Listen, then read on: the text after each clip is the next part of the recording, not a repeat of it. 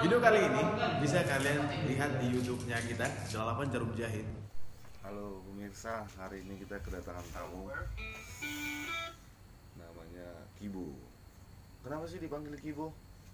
Karena aku pernah gondrong Gondrong ya? di tahun 2014 sampai 2000. Oh enggak, dimulai dari tahun 2003 sampai 2015. Jadi nama aslinya siapa? Beni Sijabat. Beni Sijabat. Ternyata Beni Sijabat. Beni Sijabat ini tinggal di Kabupaten Simalungun, persisnya di Air Terjun Babeak. Air Terjun Babeak. Air Terjun Babeak biasanya ramai juga dikunjungi warga ketika ingin melepaskan penatnya. Apalagi libur gini kan. Apa yang bisa dijual di sana? Ponte lah. Ponte ya. Enggak, di sana kan karena kebetulan di sana itu kan orang berkebun kan, kerja di BTPN, unit teh gitu. Jadi sampingan mereka sih ada banyak Pak. Ada yang kopi lah, kopi ate. Kopi ya. Jadi petani. Seandainya kau diberikan kesempatan untuk memimpin di daerah, Oh, ini pembahasannya pernah kami ceritain. apa yang bisa kau lakukan nanti di sana? Oh, karena di kampung kami itu kan sebenarnya potensinya banyak. Oh, Dilihat dari sudut contoh potensi yang banyak, contohnya. dari wisatanya juga kan sebenarnya. Satu. Wisatanya kalau itu dikelola baik, Hmm. bukan berarti sekarang nggak baik toh, Hmm. baik juga karena menjadi meningkatkan ekonominya masyarakat di sana. Cuma ada pengelolaan yang menurutku harus dikontrol oleh pihak yang lebih mapan ilmunya untuk manajemen gitu, manajemen lokal, maksudnya manajemen tempat, terus penataan gitu, terus bagaimana output dari income itu sendiri kan untuk pengembangan desa itu gitu. Sampai saat ini apa yang sudah dilakukan pemerintah desa di sana sehingga sumber daya alam yang ada di sana bisa dijual untuk kesejahteraan masyarakat? Aku nggak berani banyak cerita kalau tentang gitu ya, karena sejauh hari ini peran pemerintah aku juga nggak berani bilang itu buruk, nah, tapi bagus lah. Karena bisa dikatakan ya masyarakat mungkin sampai sekarang yang mana-mana aja hidupnya kan, yang enak aja. Kalau enggak ya pasti lebih buruk daripada itu kan. Nah, hanya pemerintah di situ kurang jeli melihat potensi. Maksudnya mereka kurang cermat untuk melihat potensi di beberapa aspek gitu. Contoh dari wisata tadi udah ya.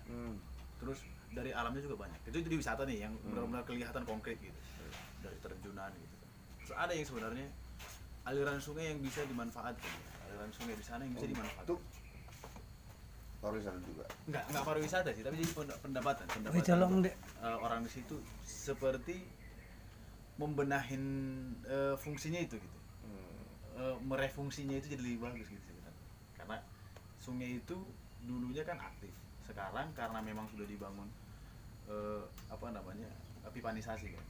Jadi udah ke rumah-rumah lah, dulunya enggak. Nah, akhirnya masyarakat udah enggak pernah ke sungai dan tertutup oleh rumput-rumput lah semuanya.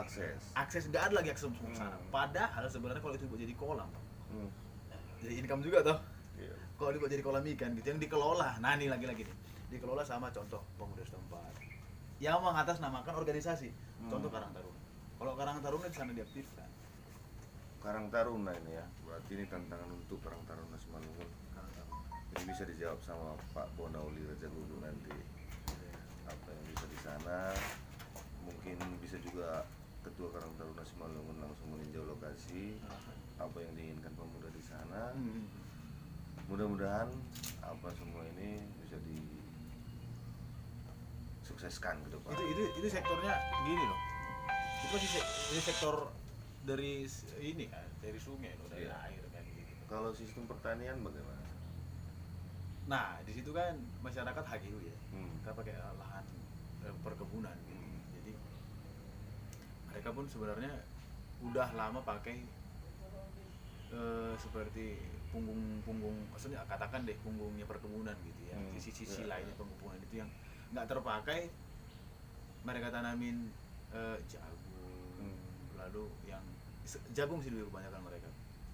Nah itulah menjadi pendapatan tambahannya mereka di sana. Kalau tanah aslinya itu perkebunan semua ya? Perkebunan. Perkebunan. Dari rupanya ada kemarin aku dengar isu-isu kalau di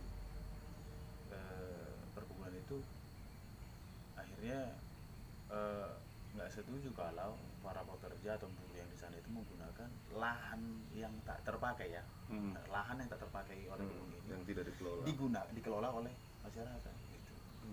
Padahal ya aku pikir sih fine-fine aja kalau selagi tidak merusak mereka. Mungkin harus ada izin tertulis mungkin. Nah, mungkin itu nanti bisa dikomunikasikan. Betul. Selain potensi apa lagi yang bisa dikembangkan di daerah itu? SDM bang. SDM. Itu tadi itu sektornya beda-beda kan. Kalau kita lihat angka, kita bicara SDM, angka yang tamat SMA, tamat sarjana udah didata belum? Oke. Jadi memang di kampung itu kan untuk kalangan kelas yang berpendidikannya masih terbilang rendah sekali. Jadi bahkan kasus yang sekarang ini lagi membludak di situ adalah pernikahan dini gitu. Nah, pernikahan dini itu lagi. Artinya tamat SMA, nggak tamat SMA pun ya orang sudah menikah gitu. Nah itu yang juga nggak di tempatku aja, di tempat lain juga ada. Itu menjamur. Ada banyak orang yang menikah di luar di luar kehendaknya mereka. Ya nggak tahu karena di sana juga lokasinya dingin kan. apa yang bisa kau lakukan untuk meningkatkan SDM di daerah itu? Ini dia. Aku tertarik kali pertanyaan. Makanya ini jadi bahan pertimbangan dan pembicaraan yang pasti hangat sekali. SDM itu. Kita berangkatnya dari masalah ya, Di sana itu memang orang lagi bisa dikatakan susah untuk menerima pendidikan. Gak usah katakan pendidikan formal deh. Pendidikan informal saja pun mereka susah gitu. Makanya pertama kali kalau seandainya ini ada kesempatan untuk di sana bisa bergabung di pemerintahan sana itu melakukan sebuah yang sifatnya mendidik, edukatif begitu. Contoh melakukan seminar bahwasanya bahayanya pernikahan dini dan risiko-risikonya itu perlu dilakukan dengan sosialisasi gitu. Itu yang pertama. Lalu yang berikutnya kita lebih membuka mindsetnya mereka gitu, bahwa untuk berkembang itu perlu melihat luasnya ya bumi ini. Kita harus luas gitu lihatnya gitu, jangan di situ aja gitu. Nah itu lebih kepada ini sih, mensosialisasikan pendidikan gitu. Dan tapi nggak pendidikan nggak formal aja ya, formal juga. Berarti pendidikan intinya ya. Mendidik mereka gitu. Contoh itu tadi yang pendidikan dari ininya ya, dari human being case-nya ya, dari kasus kemanusiaannya. Itu tadi pertama kan. Lalu yang keduanya itu adalah dari pendidikan lagi-lagi lingkungan. Kalau lingkungan kami di sana itu bisa dikatakan kurang terperhatikan, bahkan bisa dikatakan, dan aku bisa sampaikan sama kawan-kawanku, sebentar lagi kelurahan kita, khususnya unitnya kami itu mau tutup. Bayangkan ada satu akses jalan di sana itu udah ditutupin oleh jalan rumput juga. Dia ke orang lagi. Itu kan tinggal dibersihkan.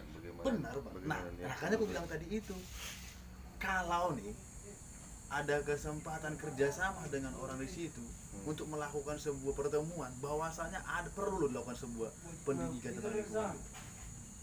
Baiknya seperti apa? Itu hal yang Lalu yang berikutnya, kita nggak hidup dari generasinya kita aja gitu. Akan ada juga generasi di bawahnya kita yang akan tinggal di situ juga nantinya, yang menikmati kampung itu. Artinya seperti kata Gubernur Residen dulu tentang Marsipature Hutanabe. Marsipature Hutanabe.